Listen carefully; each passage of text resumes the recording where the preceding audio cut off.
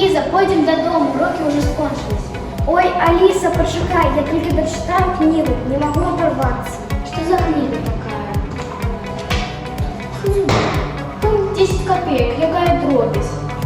Так, 10 копеек дробість, але головная героиня в этой книге, Настасья Веселова, фантазировала, собираясь монеток отправиться отпочивать на Мальдивы.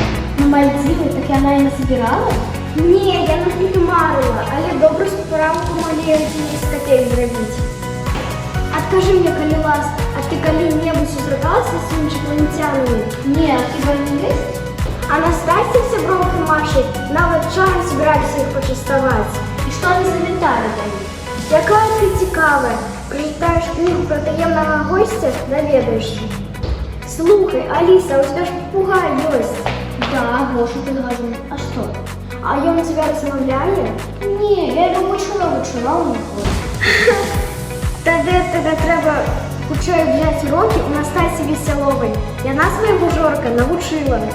Ну, Лиза, ты меня заинтриговала. Я так сама хочу читать за эту книгу.